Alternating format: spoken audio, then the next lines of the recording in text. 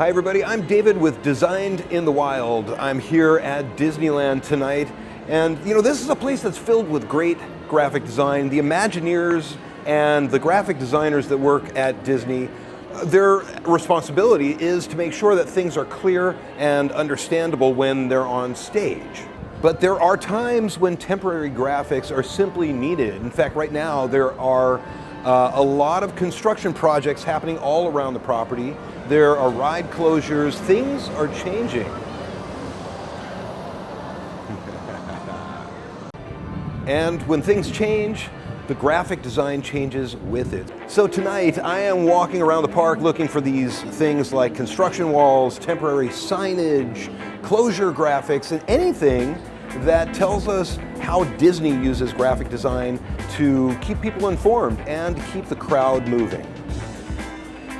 Before we even enter the park, the first thing we see is this giant construction wall that is guarding the new construction of Porto's restaurant. The whole purpose of this wall is simply to let us know who's coming. There is nothing else on this except for photography and the Porto's logo.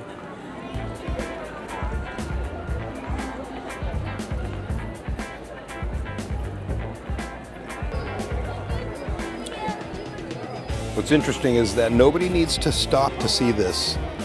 There's not any information here to help tell any sort of a story. It's not trying to guide you to buy anything. It's just simply letting you know what's coming. This signage shows up before we've even entered the park.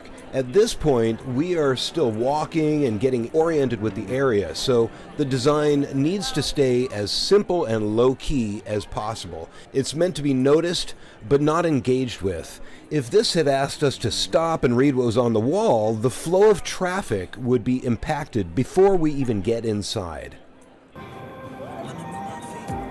We're walking through Galaxy's Edge because we're going to go see some construction walls that are actually a first for this area. The entire time this place has been up, this is the very first time anything has been closed down. So let's go take a look and see how they deal with the construction walls here in Star Wars land.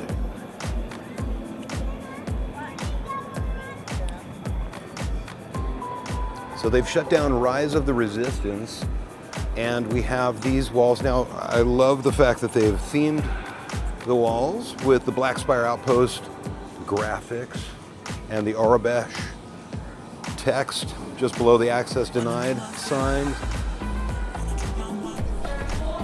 We've run into this construction wall because we've already decided this is where we wanted to go. We're not just wandering around this area, we're heading to the Rise of the Resistance on purpose. So the design on this wall has to interrupt that intention. It has to stop us and clearly tell us to choose a new direction. That's why everything here needs to be clear and commanding. I think it is interesting to note the difference between this construction wall and the one that we saw out there for Porto's. This one is a lot more a lot less inviting, right? They're trying to keep you away, like go away. In fact, they're telling you go that way or go that way. Just don't come back through this wall, right?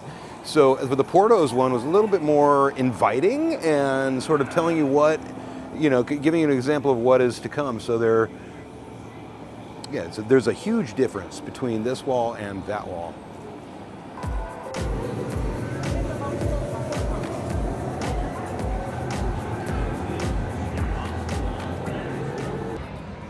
So we walked into a part of Galaxy's Edge that really tells the story well, and one of the things that I wanted to show you was at the Cantina, how they've closed it down for refurbishments, but they've got this signage that looks like the owner slapped it up. Doesn't look like something that came from Disneyland. They could have put simply a sign that said closed for refurbishment, but they actually took the time to make it look in-world. And, part of the design of the place, it looks like the owner simply came out and slapped up a sign. Now this sign works because it changes how we feel about the closure of Oga's. It doesn't feel like the park is just telling us they've shut it down. It feels like the owner of the bar is explaining what's happening. The message is exactly the same either way, but presenting it this way makes it easier to accept and understand.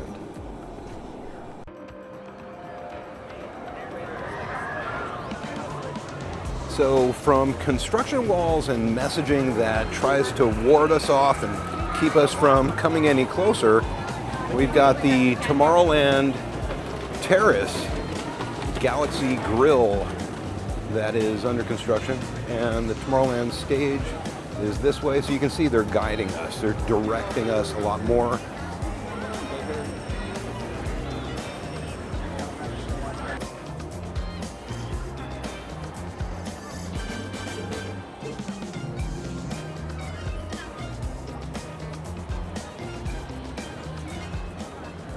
Now this is an instance where they really don't need a lot of theming. They've got the standard Disney blue walls, but they've also kept in line with the futuristic typography, the clean layout, and the shape of the sign.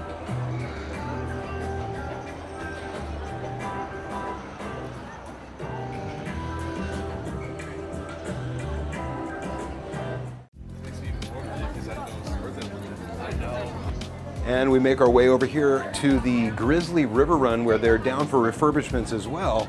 And the signage that they're using is very much like the national park style signage. They've even got the typography that kind of feels like that same sort of signage as well. And the rough cut wood fencing, it feels like they threw it together, but it absolutely feels like it fits in the area, absolutely.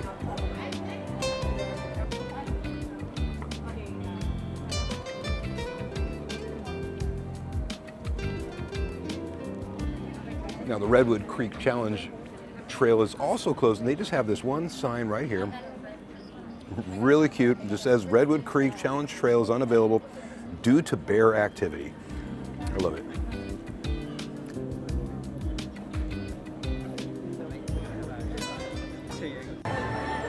Then we have the signs that simply show up every night to help you understand that this attraction is closed because there's a performance of World of Color coming.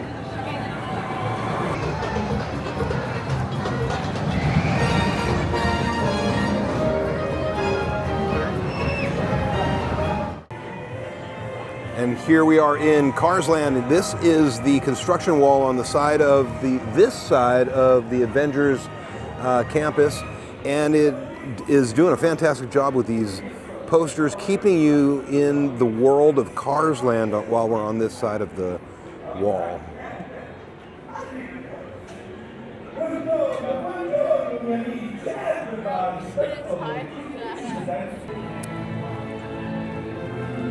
All right, I've come over to the other side of that construction area, and in fact, here is the Avengers campus wall.